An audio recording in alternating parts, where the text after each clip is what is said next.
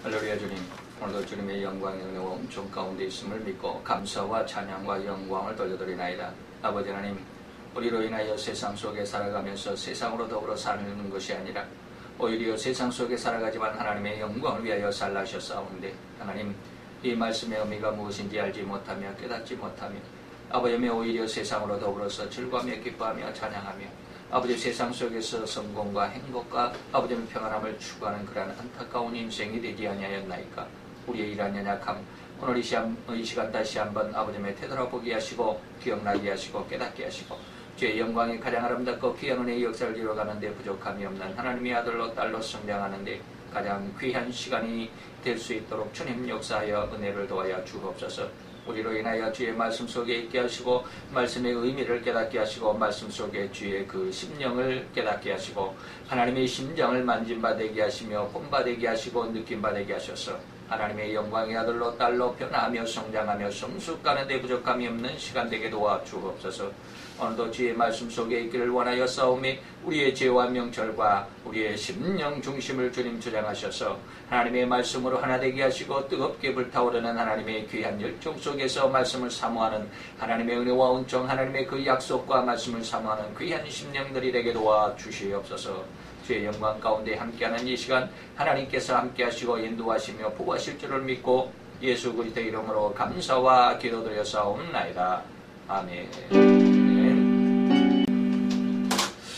성경을 찾도록 하겠습니다. 성경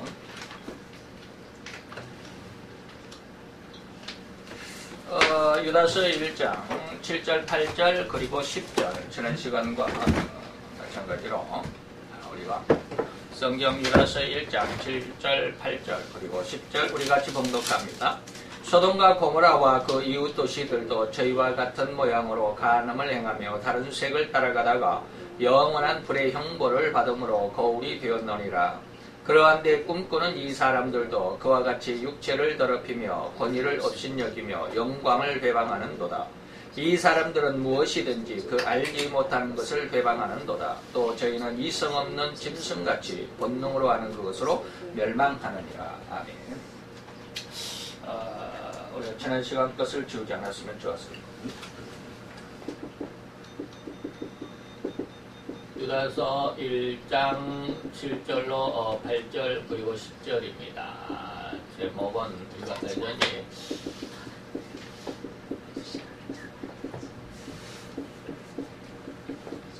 오늘은 세 번째 시간입니다.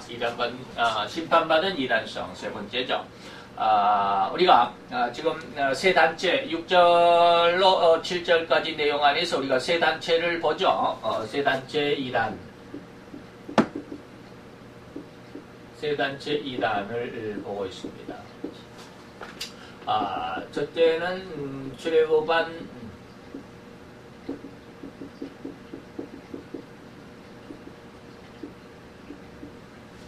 이스라엘 백성, 두 번째는 지위와 천사, 그 다음에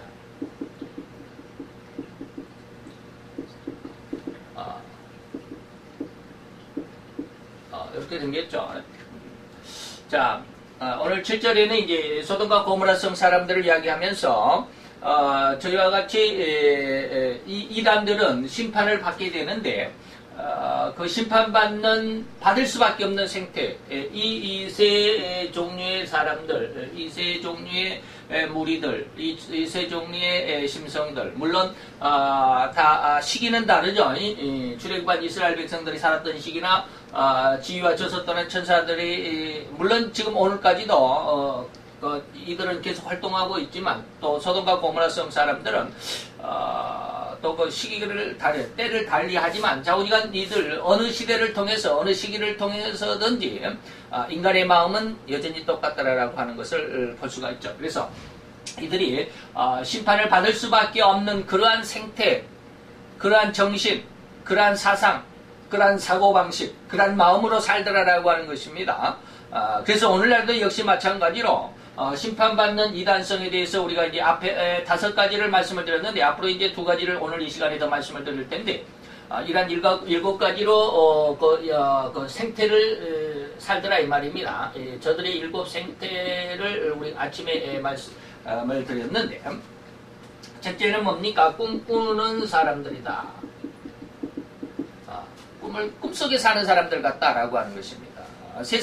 육신의 세상을 살아가는데 육신의 삶은 예전에 한번 그런 말씀을 드렸나요? 이거 하다 보면 또 엉뚱한 길로 가는데, 육신의 삶은 뭐요? 훈련소와 같다 이 말입니다. 하나님께서 왜 우리를 육신적인 삶을 살도록 했을까? 왜 이렇게 험난하고 힘들고 고통과 괴로움이 난무한 사단과 그리고 그의 하수인들인 악령과 그리고 귀신들이 난무하며 우리를 현혹하고 우리를 유혹하고, 그래서 우리가 혹시나 잘못된 길로 갈 수밖에 없는, 그리고 이 세상에 이렇게 험난하고 흉악하고 험악한 일들, 살인과 강도와 그리고 도적질이 많은, 서로를 피해를 입히고 서로를 이렇게 힘들게 하는 이러한 세상을 왜 하나님이 허락하셨을까? 라고 하는 것이죠. 그것은 하나님께서 이 세상을 살아가는, 그러한 험난한 세상을 살아가는 동안 그들의 마음이 하나님을 믿는지 하나님 앞을 떠나는지 그 여부를 알게 하시기 위한 하나의 과정. 다시 말하면 이 험난한 세상을 살면서 우리 속에 들어있는 그러한 세상으로, 그러한 아까 말했던 하나님을 떠나버린 그러한 세상적인 부귀와 명예와 이권과 욕심과 야망, 세상적인 성공과 행복과 평안과 안락을 추구하는 이러한 것을 추구하고자 하는 그러한 우리들의 심성 속에 있는 그 엄청난 많은 세상적인 것들, 세상 법칙적인 것들, 세상 법칙을 따라가려고 하는 것들, 이러한 것들을 하나하나 정리하고 척결하고, 그래서 청결하고 거룩한 모습으로 성장하게 하고, 그래서 이것을 신앙의 성숙이다, 신앙의 성장이다 라고 말하는 것인데, 그러한 삶을 살게 하기 위한 하나의 용광로, 훈련소, 뭐 이런 것처럼 그러한 곳으로 삼기 원해서 세상을 하나님께서 인간들이 살아가도록 하셨습니다. 그런데 인간들은 그것이, 이 세상의 육신의 삶이 그러한 하나님의 신앙의 성장, 신앙의 성숙, 이러한 훈련소고 용광로와 같은 그렇게 재련되고 훈련되고 연습하고 반복해야 하는 그러한 세상이라고 하는 것을 잊어버렸죠. 그런 것을 잊고 오히려 육신 속에, 쾌락 속에, 정욕 속에, 세상 속에 그런 세상이 원하는 그런 성공과 행복과 풍요와 연락, 평안 등을 더 추구하게 되는 이러한 삶을 꿈꾸는 세상, 꿈꾸는 삶이다 라고 하는 것을 우리가 말씀을 드렸죠. 두 번째, 그들의 생태 두 번째는 뭡니까? 육체를 더럽힌다. 육체를 더럽힌다라고 하는 것은 육신적으로만 산다. 육신을 거룩하고 깨끗하게 정결하게 우리 육신을 그대로 잘 보존해서 하나님 앞에 우리 육신 모습이라도 성경에서 우리 육신이라도 구원을 받는다. 육신은 죽으면 썩어지고 흙이 되어버린 그런 아무것도 가치 없는 무가치한 것이지만, 그러나 이것이 하나님 앞에 상달될 수 있는 그런 모습이 되어야 된다라고 하는 것을 성경은 분명하게 이야기하고 있습니다. 어쨌든지 그렇고, 세 번째는 권위를 업신여긴다. 네 번째는 우리가 지난 시간에 배웠습니다. 영광을 회방한다.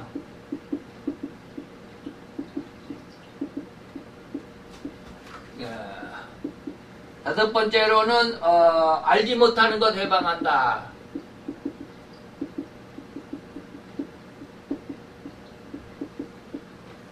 그 다음에 이제 오늘 우리가 할 것, 이제 이 시간에 하는데, 이성 없는 짐승 같다.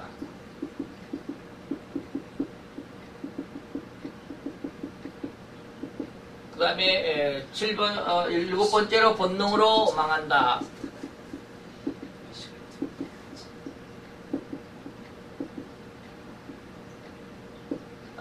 그랬죠. 그래서 네 개는 8절에 있고, 세 개는 10절에 있죠. 10절에 있습니다.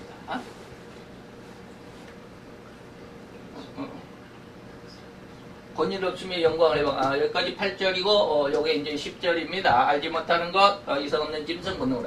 그래서 우리가 이제, 알지 못하는 것을 해방한다라고 하는 것까지 우리가 지난 시간에 말씀을 드렸고, 이제 이성 없는 짐승과 같다라고 하는 말씀을 한번 생각을 해봅시다. 이단적인 생태, 단체적으로 이 말입니다. 무리들이 무리를 지어서 어느 단체에 많은 사람들이 모여서 단체를 만들어서 무리를 지어서 하는 그들의 어떤 생태, 그 삶의 방식 속에 살아가야 되잖아요. 이 무리들은 그 삶의 어떤 쉽게 말하면 그 조직이라고 하는 조직 속에 들어가려면 조직의 법칙을, 조직의 룰을 따라야 됩니다. 그런데 그 어떤 무리들, 그 어떤 단체, 조직이 원하는 그러한 룰, 그러한 법칙, 이것을 따르지 아니하면 그 사람은 그 조직으로부터, 그 무리들로부터, 그 단체로부터 왕따를 당하죠. 버림을 당한다 이 말입니다. 그러면 굉장한 불리, 고난, 괴로움을 당하게 되죠. 왕따를 당하게 됩니다. 자, 그러기 때문에 이러한 어떤 그 조직의 룰, 그들은 무엇을 해야 되고, 우리는 어떻게 살아야, 우리는 어떻게 행동을 해야 되고, 반드시 선배에게는 어떻게 하고, 후배는 어떻게 해야 되고, 대장은 어떻게 뽑아야 되고, 또 대장의 말은 어떻게, 이 모든 것들이 뭡니까? 그 조직의, 그 무리의, 그 단체의 룰이 됩니다. 이것을 저는 이 조직을 이 세상으로 본다면 이 세상의 법칙이다라고 하는 말로 여러분들에게 계속 말씀을 드리고 있습니다. 그래서 이러한 세상의 법칙이 주장하는 세상의 법칙으로만 살아가는 것을 세상 이해할 수 있어야 합니다. 그래서 세상은 바로 하나님을 떠난 육신적인 그 모든 것들의 삶을 살아가는 게 세상이고, 그 세상 안에 세상의 법칙이 있고 세상의 룰이 있고 세상의 규칙이 있습니다. 반드시 이렇게 해야 너는 이러한 성공을 할 것이고, 이렇게 해야만 너는 이러한 행복을 추구할 수 있고, 이렇게 살아야만 너는 이러한 평안을 얻을 수 있고 이런 안락한 삶을 살아갈 수 있다라고 하는 그러한 인간의 모든 생각과 사상과 사고 방식 속에 들어가 있는 것들이 뭐냐면 세상의 법칙입니다. 여러분들이 생각하고 있는 모든 것들이 세상의 법칙입니다. 나는 회사에 내가 쉽게 말하면 이 취업을 해서 그리고 더 큰, 그리고 더 우리가 흔히 말하는 대기업이라고 하는 곳에 내가 더 좋은 성적으로 취업을 해야만 더 많은 돈을 받고, 그래서 1년에 한 번씩 이 임금 협상을 해가지고 더 많이 임금의 상승 효과를, 월급이 이제 뭡니까? 월급의 그걸 뭐라 그럽니까? 봉급 인상을 해야만 내가 더 좋은, 그리고 내가 더 평안한, 그리고 내 가정에 더 좋은 집을, 그리고 더 좋은 차를, 그리고 더 좋은 내 아이들에게 이러한 교육을 시킬 수 있는. 그래서 아빠 혼자는 못 보니까 엄마도 나가야 되고, 엄마도 일해야 되고, 이런 것들이 이러한 일들이 전부 다 뭐예요? 세상 법칙입니다. 여기에서, 이러한 법칙에서 떠나면 힘들 수밖에 없잖아요. 아빠가 돈을 못 벌었다, 엄마가 돈을 못 벌었다, 그러면 수입이 없으니까 그 가족은 너무 힘들잖아요. 이것이 세상 법칙이에요. 세상 법칙을, 다시 말하면 아빠가 일해야 된다, 엄마도 같이 더불어서 일해야 된다라고 하는 이런 세상의 법칙을 거슬면 힘들어지잖아요. 이것이 불이익입니다. 이게 세상 법칙을 거스리는 것입니다. 그러다 보니까 힘들어지는 거예요. 세상이 야, 너 왜 내 말을 안 들어? 왜 내 법대로 안 따라? 내 규칙대로 왜 네가 행동을 하지 않아? 그러면 너는 이러한 불이익이 올 수밖에 없어 라고 하는 것입니다. 이해가 됩니까? 이러한 모습에서 결코 벗어날 수 있는 인간은 한 사람도 없습니다. 이 세상과 세상 법칙에서 벗어날 수 있는, 아니면 이 세상과 세상 법칙을 거스릴 수 있는 사람은 한 사람도 존재하지 않습니다. 달리 말하면 아무리 신앙이 있고 아무리 신학을 많이 해서 신학 석사가 되고 신학 박사가 되고 유학을 해가지고 엄청난 학문의 깊이, 신학의 깊이를 알고 무슨 선교에 대해서 어마어마한 것을 알고 그 비밀을 안다 할지라도 이 세상과 세상의 법칙에서 절대로 떠나지 못합니다. 물론 떠난 사람들이 아주 드물게 있지만, 찾아보기 힘들 정도지만 있기는 있습니다만, 그것은 지금 제가 그 일부를 말하는 건 아니에요. 대체적으로 거의 95% 이상은 이 세상과 세상 법칙을 절대로 떠나지 못합니다. 아무리 믿음이 좋다 할지라도, 아무리 그가 신학을 깊이 하고, 아무리 신학을 많이 하고, 신학 석사고 신학 박사고 유학을 갔다 오는 유학하고 소용없습니다. 그래서 우리나라에서도 큰 굵직굵직한 목사님들이 이러이러한 일, 뭐 이성적인 문제에 대해서, 교회 재정적인 문제에 대해서 이러이러한 험악한 뒷이야기, 뒷소문들을 남기고 그 일선에서 물러날 수밖에 없는 그런 일들이 우리 눈에 너무너무 많이 보고 있지 않습니까? 이 세상과 세상의 법칙을 결코 떠날 수가 없기 때문에 그렇습니다. 자, 이러한 모습 안에서 우리가 일곱 생태를 살아가는 것은 결코 그 인간, 그 어떠한 인간 한 사람이라 할지라도 그 어느 누구라도 이 일곱 가지 생태 속에서 결코 떠날 수가 없다라고 하는 것을 우리는 기억하고 있어야 됩니다. 예. 근데 이걸 볼 수 있는 사람이 거의 없다고 그랬습니다.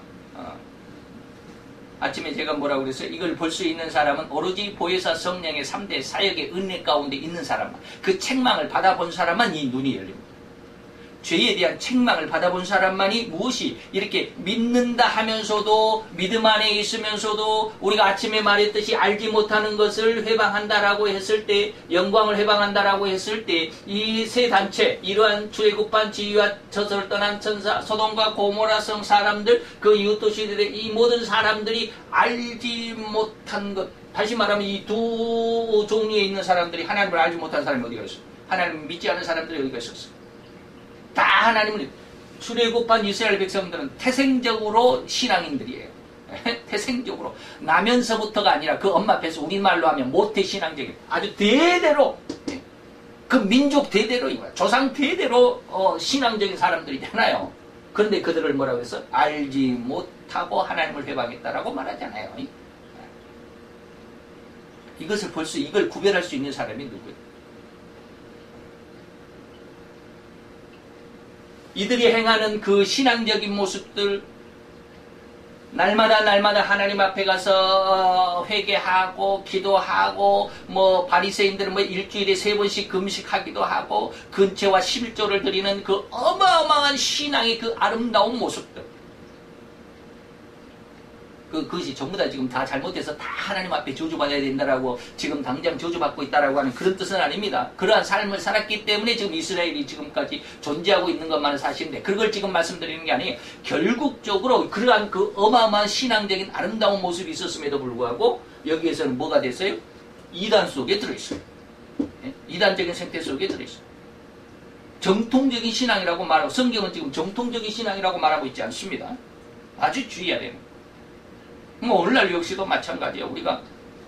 내가 훌륭한 목회를 해서 어마어마한 목회를 하고 얼마만 설교를 하고 많은 선교의 어떤 많은 유익을 남기고 수많은 사람들에게, 그 엄청나게 많은 사람들에게 예수의 복음을 증거하고 그들이 예수의 복음 안으로 들어오도록 그 엄청나게 많은 일을 했다 할지라도 그것이 알지 못하는 일이 될 수도 있고 하나님의 영광을 회방하는 일이 될 수도 있다라고 하는 이 사실을 우리는 정말 주의해야 되는데, 이걸 구분할 수 있겠느냐라는 거예요. 구분을 못합니다. 그렇기 때문에 그렇게 하는 거죠. 그렇기 때문에 그렇게 하는 거예요. 이 구분할 수 있는 사람들이 누구예요? 성경에서 오로지 보혜사의 3대 사역의 책망을 받아보는 사람만이 이 눈이 열립니다. 그 외에는 절대로 눈이 안 열립니다. 다 자기가 옳다라고만 생각하죠. 그렇기 때문에 보혜사의 성령, 보혜사 성령의 죄에 대한 책망을 받아본 사람, 의에 대한 책망을 받아본 사람만이 하나님의 이 은혜의 그 내용들을 알 수가 있습니다. 이게 지금 무슨 말이고? 왜 출애굽한 이스라엘 백성들이 왜 알지 못했다라고 하는 의미가 무엇이다라고 하는 것이 알아지고 느껴지고 깨달아지고 보여지고 생각되어진다라고 하는 거예요. 왜? 이것은 성령께서, 보혜사 성령께서 의에 대한 책망을 하시면서 그를 생각나게 하시고 기억나게 하시고 그를 가르치고 그리고 진리의 깊은 곳을 인도해 가기 때문에 알게 되는 거예요. 그러기 전에는 성령의 이러한 그 두 번째 사역의 은혜가 없으면 이것을 알 수, 출애굽한 이스라엘 백성들이 왜 뭘 몰라서 하나님 회방했다라는 거예요. 도대체 이해가 안 되는 거예요. 그들은 믿음으로 살다가 하나님 앞에 복이 없어서 막 하나님 앞에 그 모세와 아론의 앞에 막 탄원하고 그랬기 때문에, 믿음을 떠났기 때문에 그럴 수도 있어요. 그렇게 해석할 수도 있습니다.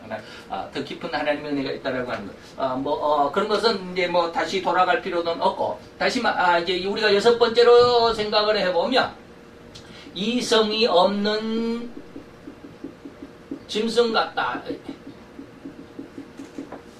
삶의 생태가 있다. 이성이 없다라고 하는 것이 옳고 그름을 판가름하기가 못한다. 판단하지 못한다 이 말이죠. 옳고 그름을 몰라요. 이성 없는 짐승. 이성이 없다. 자각하는 생각하는 무엇이 사리 분별을 못하는 짐승 뭐요? 그저 생각하는 것이 뭐요? 그냥 암수 교미와 그리고 종족을 보존하는 것뿐이에요. 그 이상은 없어요. 그죠? 우리가 동물의 세계 가끔 가다가 텔레비 프로그램에 보면 동물의 왕국, 뭐 동물의 세계 뭐 이런 동물에 대해서 이렇게 방영하는 것을 가만히 보면 우리가 뭡니까 그 동물의 왕국인가 보면 이 사자들 아프리카의 그 사자들의 생태를 이렇게 방영할 때도 가끔가다 있어요. 그럴 때 보면 사자들이 왕을 노리는 또 새로운 아주 그 젊은 사자들. 그 젊은 사자들이 나타나가지고 두세 마리가 나타나서 지금 왕자에 있는 그 늙은 사자를 공격해서 내쫓고 자기들이 왕이 되고 그리고 또 거기에서 또 힘 약한 애들은 또 딴 데로 또 나가고 뭐 이런 그런 모습들이죠. 그럼 그들이 사는 것은 뭐예요? 오로지 자기 그렇게 왕이 되는 것은 뭐예요? 자기 종족을 자기의 종족, 자기의 혈족을 번성시키기 위한 것이죠. 그래서 사자가 만약에 지금 왕사자의 새끼를 가지고 있는 쉽게 말하면 이제 왕비 사자가 있죠. 그러면 새로운 젊은 사자들이 그 왕사자를 쫓아내면 이 젊은 새 왕사자는 이미 있었던 그 왕사자의 쉽게 말하면 왕비의 그 새끼들이 있을 거 아니에요. 이 새끼들 다 물어 죽입니다. 왜 그럴까요? 자기 종족이 아니기 때문에 그래요. 자기 혈족이 아니기 때문에 새 왕이 된 이 수사자는 이미 이전에 있었던 그 암사자, 왕비사자들은 죽이지 않습니다. 이 왕비사자를 자기의 왕비로 쉽게 말하면 맞아들이는 게 아니라 취하게 되는 것이죠. 그리고 그 왕비사자에게 의해서 자기의 혈족에 관한 자기 새끼들을 더 번식하려고 하는 거예요. 이게 동물의 세계거든요. 동물의 왕국에 보면 가끔 가다가 보면 이런 모습들이 방영이 되는데 전부 다 그게 이성 없는 짐승 같다라고 하는 것은 바로 그런 것입니다. 나만 잘 먹고 나만 잘 살고 그리고 내 가족들이 더 이 세상에서 더 풍요롭고 더 성공적인 삶을 더 명예가 있고 더 권세가 있는 이러한 삶을 살게 하기 위해서 내 종족 보존만을 위하는 그러한 삶을 살아가는 사람들을 이성 없는 짐승 같은 사람이다라고 말하는 거예요. 그래서 남의 아이들은 어떠는지 몰라.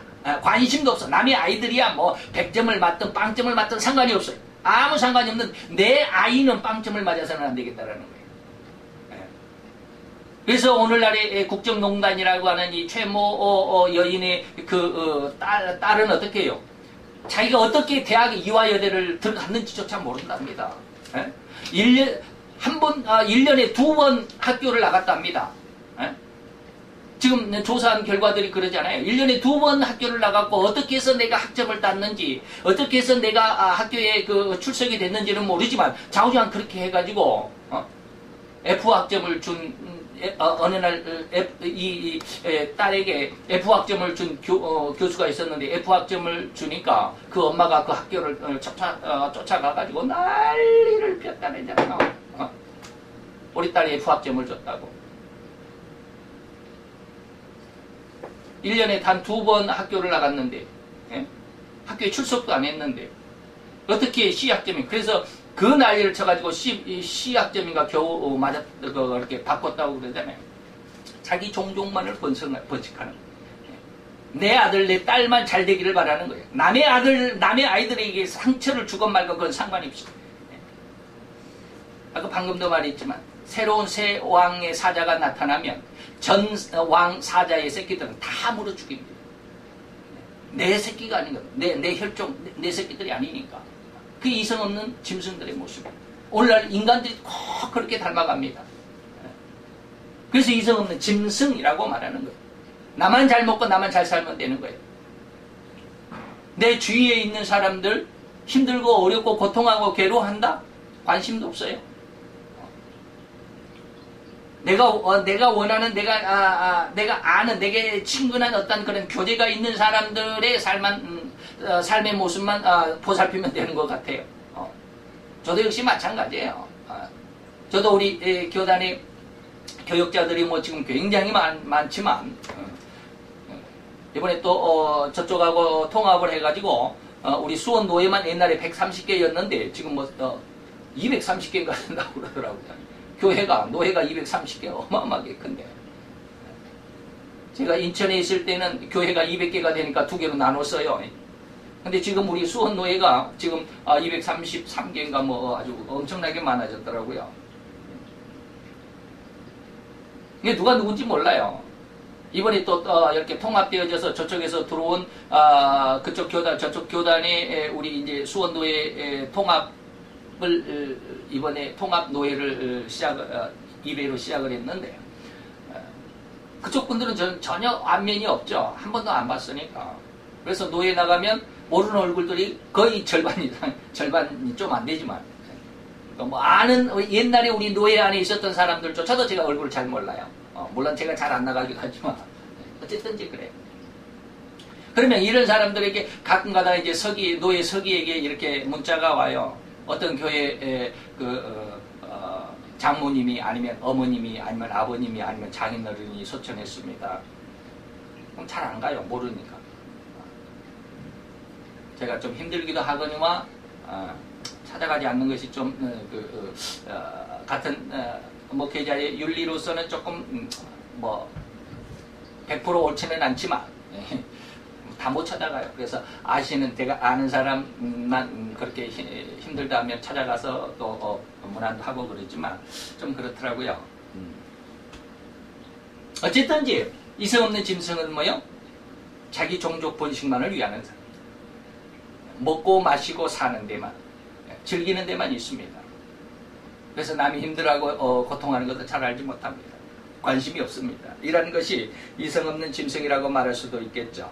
자, 그러면 이성 없는 짐승 중에서 출애굽한 이스라엘 백성들은 어떠한 모습이었을까라고 하는 것이죠. 6-1 이렇게 하면 되겠죠. 출애굽한 이스라엘 백성들, 출애굽한 백성들. 이들은 어떠한 모습이길래 이성 없는 짐승과 같다라고 했을까? 이들의 출애굽한 백성들은 뭐요? 이들은 늘 하나님의 아침에도 말씀을 드렸지만 그들은 어떻게 10가지의 하나님의 이것을 좀 보여줄까요? 10가지 하나님의 그 기적, 우리는 10가지 재앙이라고 말하지만 10가지 하나님의 기적을 체험한 사람들이죠.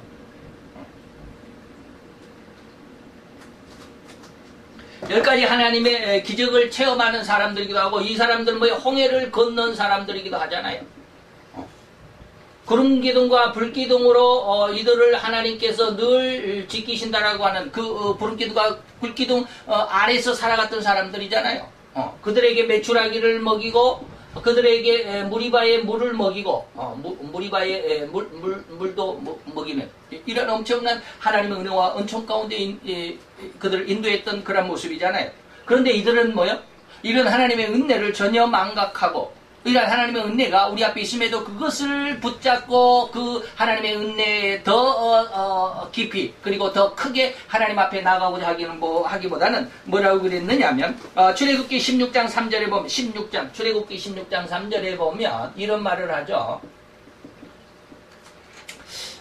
그들에게 이르되 다시 말하면 모세와 아론에게 이르되 이스라엘 백성들이 하는 말입니다. 우리가 애굽 땅에서 고기 가마 곁에 앉았던 때와 떡을 배불리 먹던 때에 여호와의 손에 죽었었더라. 그때 그렇게 배불리 먹고 육신이 편하면 육신이 잘 먹고 잘 살면 잘 살다가 그냥 죽으면 아무 걱정 없이 그냥 죽으면 저도 요즘 그렇게 생각합니다. 저도 요즘 그렇게 생각하는 게 뭐냐면 앞으로 적그리스도의 시대가 얼마나 험악할 것을 저는 조금 알기 때문에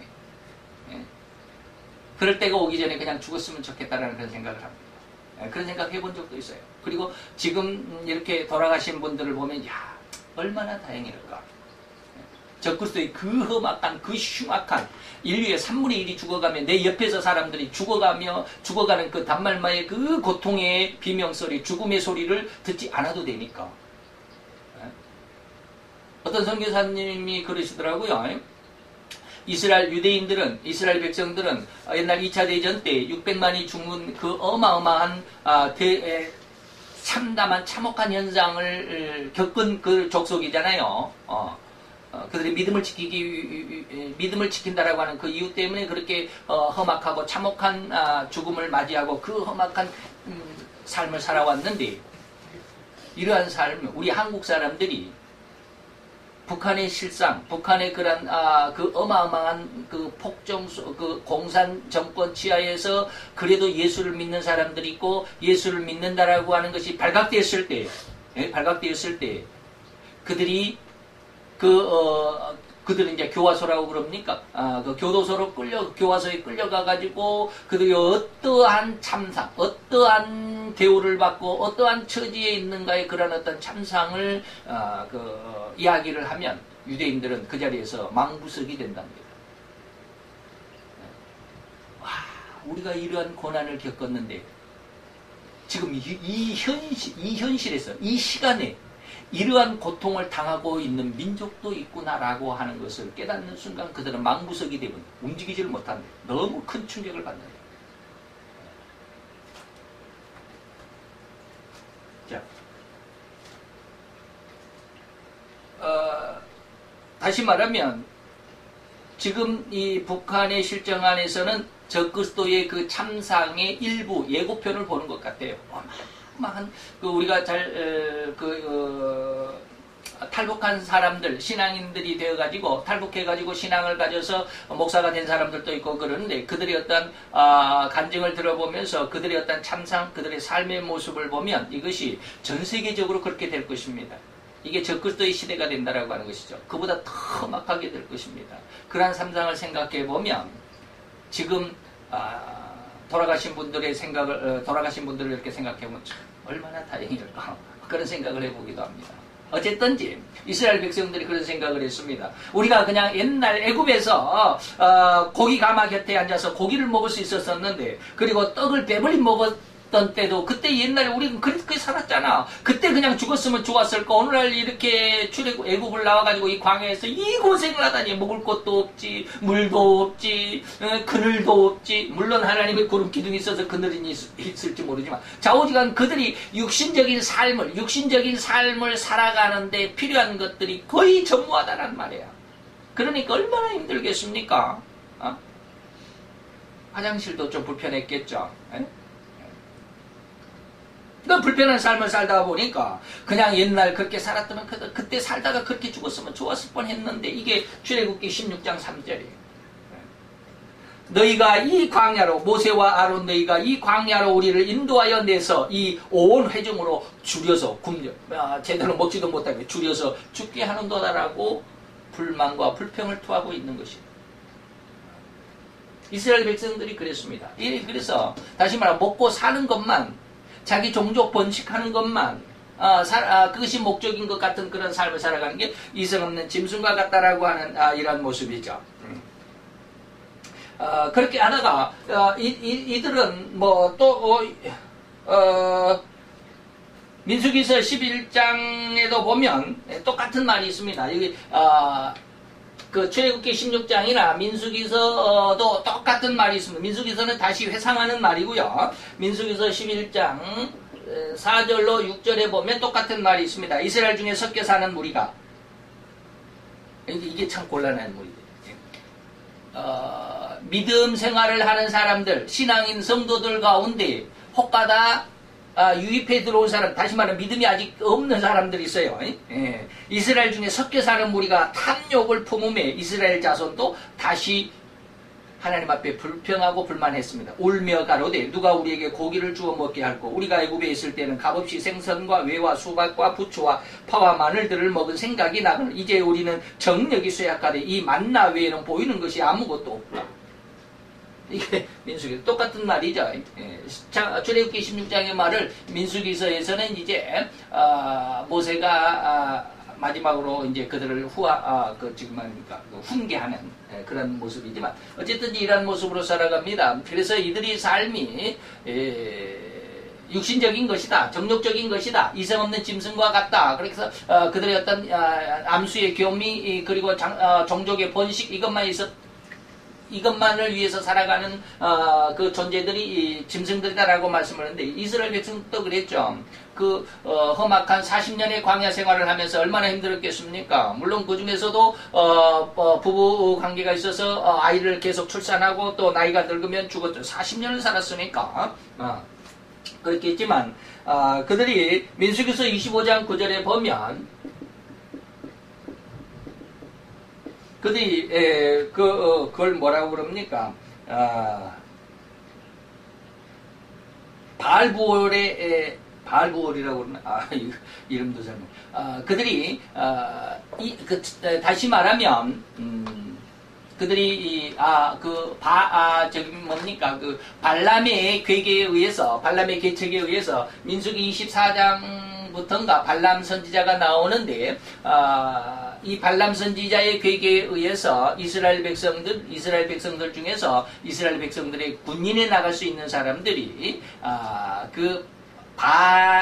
발람의 그 사견 공식적인 석상에서는 발람은 하나님의 말씀을 증거하고 하나님의 영광을 선포하고 이스라엘 백성을 축복을 하지만 공석에서는 그렇게 하지만 사석에서는 자기 개인적인 생각, 사석에서 자기 개인적인 사견에 의해서 자기를 초청한 발락 왕에게 그렇게 이야기를 합니다.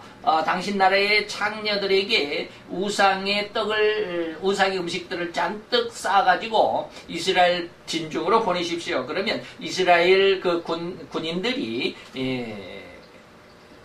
쉽게 말하면 광야 생활 속에서 군대 속에서 여인을 가까이 하지 못한 정력의 어떤 그런 정력적인 모습 그리고 제대로 먹지 못하는 아까 말씀드렸죠. 만나 위에는 다른 것이 먹을 것이 없다라고 했으니까 먹을 것이 제대로 없을 테니까 술과 고기와 그리고 우상의 제물들을 가지고 보내십시오. 이렇게 해가지고 이스라엘 백성 그 군인들이 그 창녀들과 동침을 하고 우상의 제물을 먹고 해가지고 하루에 24,000명이 죽었다라고 하는 내용이 여기에 기록이 되어 있습니다. 24,000이 죽었다. 이것이 고린도전서 10장 8절에는 23,000명이라고 기록이 되어 있습니다. 23,000이나 24,000이나 뭐 그런데 좌우지가 왜 이렇게 숫자가 1,000명이 차이가 납니까? 전 잘 모르겠어요. 어쨌든지 고린도전서 10장에는 23,000이라고 그랬고 민수기서 25장에는 24,000이라고 그렇게 기록이 되어 있습니다. 민수기서 25장 9절이 맞습니까? 맞을 것 같은데 다시 말하면 이들이 이렇게 사리 분별이 없는 육체적인 정욕 때문에 멸망한 모습을 이야기하고 있기도 합니다. 자, 그 다음에 두 번째 모습에서 보면 6-2 이렇게 보면 지위와 처소 떠난 이들도 역시 마찬가지죠. 이들은 하나님을 가장 근접해서 하나님 바로 앞에 있었다라고 지난 시간에 말씀을 드렸는데 하나님을 가장 근접해서 호위하던 하나님의 앞에서 가장 근접 호위 문사들이다. 이 천사들이죠. 뭐 호위 천사들이라고 그래서 꼭 하나님을 뭐 그룹 에스겔이 봤던 그룹 천사들 그게 아니라 루시퍼와 그 휘하들이죠. 휘하 천사들. 이들도 역시 마찬가지예요. 이들이 하나님을 거역한 것은 뭐예요? 하나님 앞에서 가장 가깝게 하나님을 모셨던 그들이지만 이들이 하나님을 떠났다라고 하는 것은 뭐예요? 이성 없는 짐승과 자기의 욕심과 야망을 위해서 하나님 자리를 넘보고 하나님을 대신해서 자기가 그 하나님의 자리를 앉아서 세상 모든 사람들, 세상 모든 것들을 다 장악하기 위한 그런 욕심적인 모습이 바로 이 처소 떠난 지위와 처소를 떠난 천사들의 모습과 같다라고 이렇게 말하고 있는 것이죠. 이것을 저는 이제 뭐 사사기 9장에서 한번 찾아봤습니다. 사사기 9장 8절로 15절에 보면 나무들이 왕을 선출하죠. 나무들이 왕을 선출합니다. 그런데 세 나무는 거절하죠. 첫째는 포도나무에게 갔죠. 그 다음에 감람나무에게 갔습니다. 그리고 무화과 나무에게 갔습니다. 근데 이 셋은 다 거절했습니다. 내가 할 일이 있다. 나는 내 열매, 포도나무로 나는 내 열매로 사람들에게 즐거움을 주고 갈증을 해소해주는 이 일이 있는데 내 사명은 그것인데 내가 이 사명을 놓고 어떻게 나무들 위해 왕이 되겠느냐. 거절했습니다. 감람나무도 역시 마찬가지고 내 기름으로 사람들의 상처를 싸매주는 그러한 쉽게 말하면 약이죠. 감람류는 약으로 대용했습니다. 옛날 요즘처럼 뭐 많은 수술용 약이 없었기 때문에 감람나무를 많이 썼다고 그래요. 무화과 나무처럼 내 열매의 달콤한 것으로 사람들을 즐겁게 하고 사람들을 풍요롭게 하고 사람들의 마음에 안정을 주는 배부름의 축복을 주는 이런 것이 있는데 이런 것을 내버리고 내가 어떻게 다른 그 나무들 위에 왕이 되겠느냐라고 거절했습니다. 그러니까 왕이 될 나무가 없죠. 그래서 마지막 네 번째로 이 왕을 선출하는데 누구를 갔냐면 가시나무에게 갔습니다. 가시야 네가 우리의 왕이 되어달라라고 그러니까 가시가 그렇게 이야기합니다. 9장 15절입니다. 9장 15절에 뭐라고 그러느냐면 가시나무가 나무들에게 이르되 너희가 참으로 내게 기름을 부어 너희 왕을 삼겠거든 와서 내 그늘에 피하라. 그리하지 아니하면 불이 가시나무에서 나와서 레바논의 백향목을 살을 것이라 하였느니라. 백향목은 나무 중에서 가장 쉽게 말하면 아름다운 나무라고 할 수 있겠죠. 그 나무까지 내가 다 사르겠다. 내 말을 안 들으면 오늘날 우리가 왕을 뽑는 것과 똑같은 거예요. 왕을 뽑으면 왕이 대통령이 있어야 되지 않느냐. 대통령을 뽑아야 된다. 근데 그가 대통령이 선출이 되면 그 대통령은 모세가 한 말이에요. 사무엘이 한 말입니다. 사무엘 당시에 이스라엘 백성들이 우리도 왕을 세워주십시오 라고 얘기를 하잖아요. 그런데 사무엘은 왕을 세우기를 싫어했죠. 하나님이 우리의 왕인데 하나님을 버리고 우리 인간적인 왕이 왜 필요하냐. 하도 왕을 달라고 그래 하나님 앞에 기도를 했어요. 그랬더니 하나님이 왕을 세워줘라. 그런데 그 왕을 세우면 어떻게 돼? 왕이 너희들의 너희들에게 부역을 시킬 거다. 왕이 나라에 대한 어떤 노동을 제공하라고 그러고 너희들의 아이들을 끌어다가 군인을 삼고 너희들의 자녀들을 끌어다가 부역을 삼고 막 그럴 것이다. 그래도 좋으냐? 그래도 좋습니다. 왕을 세워달라. 그러니까 또 사울 왕이 처음 제1대 왕으로 선출이 되잖아요. 그런 것처럼 이 가시나무가 바로 이러한 모습입니다. 내 그늘이 와서 너희들이 편히 쉬어라. 그런데 만약에 너희들이 내가 정한 이 법칙과 규칙과 이 규례들을 너희들이 따르지 않냐고 범하면 내 가시에서 무엇이 나와? 불이 나와서 백향목이라 할지라도 내가 다 살라버릴 거야. 내 말을 안 들으면 너희 큰일 나요. 이게 뭡니까? 이게 바로 자기 정력, 다시 말하면 이성 없는 짐승과 같은 자기가 왕이 되었으니까 그렇게 할 말을 하겠지만 자 우리가 이성 없는 짐승 같은 모습이라고 말할 수 있겠습니다.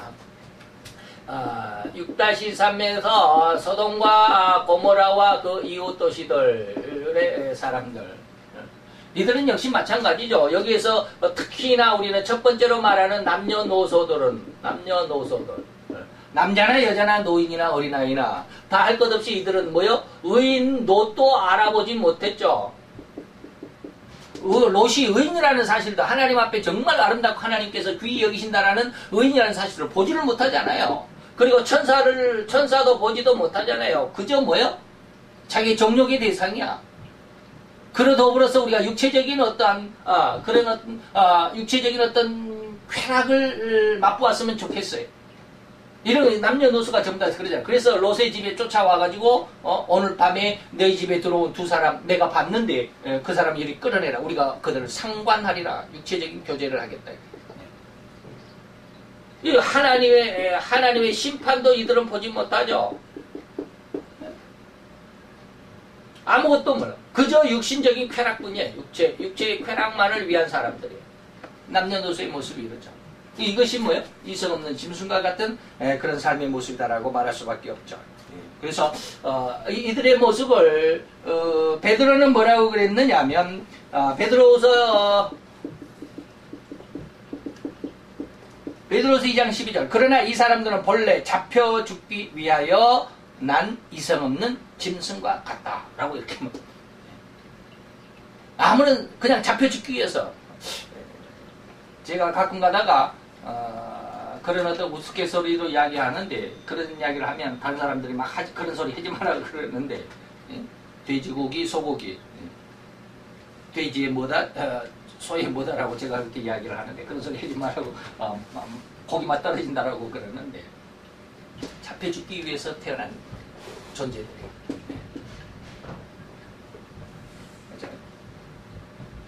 자, 마지막으로 우리가 7번째, 본능으로 아는 것으로 멸망한다 라고 하는 것입니다. 7번째,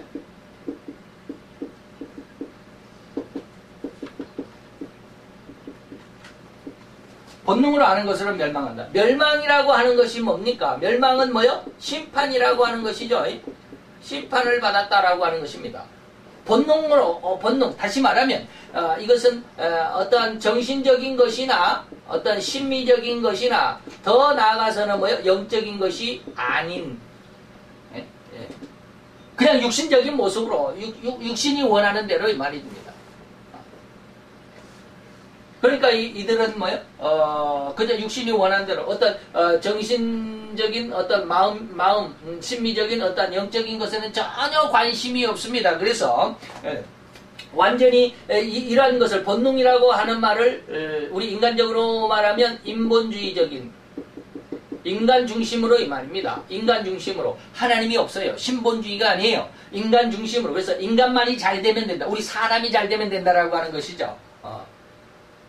그래서 이 멸망이라고 하는 것은 이 멸망을 받았다라고 하는 말은 심판을 받았다라고 하는데 이 멸망과 심판은 왜 멸망과 심판을 받아요? 죄값이기 때문에 죄인이기 때문에 죄값으로 멸망과 심판을 받았다라고 하는 것입니다.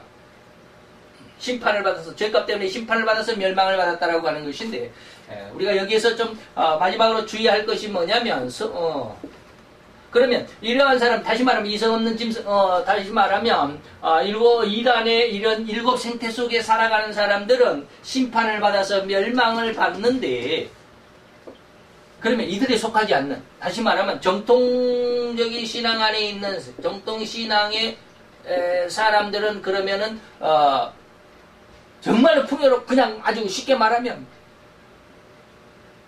그냥 잘 먹고 잘 살 수 있느냐 이 말이에요. 아무런 어려움이 없느냐, 어려움이나 그런 시련이 없느냐 이 말이에요. 아니죠. 이런 정통적인 신앙 안에 있는 사람들도 때로는 어떻게 해요? 고통을 당하기도 하고요. 때로는 어려움을 당하기도 하고요. 때로는 두려워하기도 하고 환난에 처하기도 합니다. 어떻게 보면 이 사람들이 다시 말하면 이 세 단체 이단들의 이 생태 속에서 이 사람들이 이러한 심판을 받아서 멸망을 받았다라고 하는 것이라고 한다면 정통적인 신앙의 사람들도 때로는 고통을 당하고 어려움을 당하고 두려워하고 환난을 당하고 시련을 당하고 역경을 당하고 많은 그러한 일들을 당할 때 그럼 이것이 뭐요? 하나님 앞에 심판을 받아서 멸망에 가는 길이냐? 아닙니다. 이걸 구분할 수 있어야 돼. 이게 아니에요. 이런 것은 뭐요? 이게 다시 말하면 이것은 심판이 아니라 징치입니다. 이런 걸 말하면 제 속이 좀 답답해져요. 이걸 어떻게 구분할 수 있을까? 이들은 심판을 받아서 멸망을 받지만 하나님의 정통적인 신앙 안에 있는 사람들은 징치를 받아서 뭐가요? 멸망이 아니라 회개로 나옵니다. 이들은 심판을 받지만 이들은 징치를 받아요. 이단들은 심판을 받지만 정통적인 신앙 안에 있는 사람들은 하나님께서 심판하는 게 아니라 징계와 징치, 진노를 하십니다. 그 징치를 받아서 회개에 이릅니다. 그래서 뭐요? 이들이 구원되는 것입니다. 이걸 구분할 수 있어야 되는데 이게 구분이 될는지 모르겠어요. 외형적인 모습은 다 똑같습니다. 외형적인 모습은 얘들도 힘들고 어렵고 고난을 당하고 힘들어하고 고통당하죠. 한 번에 끝내는 것은 한 번에 심판받아서 끝내는 건 아니죠. 다시 말하면 어딥니까? 서돔과 고모라 성의 남녀노소와 같은 사람들, 그들이 이러한 그 육신적인 쾌락 속에 들어가자마자 심판받은 게 아니잖아요. 그들의 평생을 그렇게 살아왔습니다. 평생을, 어떤 사람은 10년을, 어떤 사람은 20년을, 어떤 사람은 30년을, 아니면 어떤 사람은 4, 50년을 평생을 그렇게 살아와, 육신의 쾌락. 다시 말하면 심판이 그렇게 연장되기는 했지만 어쨌든지 결과적 마지막 결과에서는 그들이 심판을 받아서 멸망을 받는 데 이르지만 하나님을 믿고 오지 않아. 다시 말하면 앞에서 우리가 유다서 1절에서 말했지만 하나님 앞에 부르심을 입은 자, 부르심을 입은 자는 이 말이에요. 부르심을 입은 자는 정통신앙 안에 있는 자들인데 이들은 하나님 안에서 사랑을 얻고 사랑이 아니라 사랑 얻고 예수 그리스도를 위해 지키심을 입는 자다. 이렇게 유다서 1장 1절에 말하고 있는데 이들의 이러한 부르심을 입은 자들은 이러한 때로는 삶 속에서 고통을 당하고 어려움을 당하고 두려워하고 시련과 역경 속에서 환난을 당하고 이렇게 심지어는 목숨을 빼앗기기까지 하는 죽임을 당하기까지 하는 그런 어려움 속에 있지만, 죽임을 당하면 끝이니까, 죽임 당하는 것은 이제 놔두고서라도, 이런 삶 속에서 이런 어려움과 고통과 괴로움을 당할 수도 있습니다. 그런데 이런 것이 그 사람이 신앙이 잘못돼가지고 하나님께서 심판하시는 모습이 아니라, 징치하시는 모습. 좀 더 잘 되라고. 네 신앙에 좀 더 불을 붙이라고. 좀 더 성장하고, 좀 더 성숙하고, 좀 더 신앙의 깊이 속에 좀 더 자라가라고. 좀 더 높은 것을 바라보라고 하나님의 징치가 올 수도 있습니다. 그럴 때 신앙 안에 있는 사람들이 이렇게 어려움을 당할 수도 있습니다. 그래서 이 두 가지를 구분할 수 있어야 되는데 겉으로 웬만한 사람들이 이걸 구분을 못합니다. 구분할 수가 없어요. 왜? 영의 눈이 없기 때문에. 다시 말하면 보혜사 성령의 3대 책망의 은혜가 없기 때문에 이걸 보지를 못합니다. 다 똑같은 모습으로 봐요. 너나 나나 똑같구만. 너나 나나 똑같구만 그래요. 이런 모습 안에서 우리가 결론의 모습 안에서 우리가 이것을 구분할 수 있기까지 보혜사의 3대 사역의 3대 사역, 3대 책망이 필요하다라고 말씀했는데 이러한 은혜에 있기까지 다 하나님 앞에 추구하고 기도하고 간절히 하나님 앞에 요구하는 그러한 모습이 필요합니다. 그럴 때야 제 말을 조금 이해할 수 있을 것입니다. 물론 제가 완전히 다 이런 내용들을 다 100% 들여다볼 수 있는 것은 아니에요. 하나님의 분명히 저는 하나님 앞에 죄에 대한 책망을 받았다라고 생각합니다. 의에 대한 책망을 받았다라고 생각합니다. 그리고 아직 세 번째 심판에 대한 책망, 세상 왕을 이김에 대한 책망은 아직은 없습니다. 그래서 그것을 위해서 지금 기도하고 있지만 그래서 조금은 볼 수 있습니다. 그래서 누가 뭐라고 그래도 그 말이 어떠한 것인가를 조금은 구별을 합니다. 그래서 제가 이렇게 설교를 할 수 있지만 이러한 지금 이렇게 설교하는 것은 제 스승 목사님께서 하신 것의 기준이지만 기준 틀을 가지고 있지만 그 세부적인 내용은 전부 제 경험에서 나오는 말씀들로 제가 하나님 앞에 은혜 받은 것으로 지금 그걸 삼고 있습니다. 그래서 제가 예전 이러한 그 보혜사의 3대 사역의 은혜 가운데 은혜가 없었더라면 이것을 들여다볼 수가 없어요. 예전에 생각을 해보면 그저 스승 목사님의 이런 내용들을 설교를 들으면서 광야를 공부하면서 느꼈던 것과는 천지차이에요 지금은. 그래서 그런 말씀 속에서 좀 더 여러분들이 하나님의 진리의 영의 은혜 가운데서 또 보혜사의 3대 사역의 은혜 가운데서 정말 하나님 앞에 아름답고 귀한 신앙으로 성장해 갈 수 있기를 더 추구해야 되고 기도해야 되고 하나님 앞에 간절히 구해야 된다라고 하는 것을 다시 한번 강조해서 말씀을 드리고 다 같이 기도하도록 하겠습니다. 할렐루야. 주님 여호와여, 주께 감사와 찬양과 영광을 돌려드리나이다. 오늘도 주님의 사랑 안에서 귀한 이 한 날을 우리에게 허락하셨사오니 이 날을 통해서 하나님의 뜻, 하나님의 의도, 하나님의 약속과 하나님의 말씀의 그 의미, 진의를 알고자 원하였나이다. 오늘도 한 아버지의 귀한 시간을 통해서 하나님의 말씀의 그 진의를 다시 한번 상고하며 생각해 보았나니 하나님의 우리에게 지혜와 명철을 더하시고 하나님의 진리의 영을 풍성하게 하시며 또한 보혜사 위로의 3대 사역의 3대 그 책망의 사역의 은혜 가운데서 하나님 앞에 큰 축복으로 변화되는 귀한 하나님의 아들로 딸로 온전한 하나님의 백성들로 아버지의 변화되어 성숙한 신앙으로 나올 수 있도록 주님 역사하시고 오늘을 도와야 주옵소서.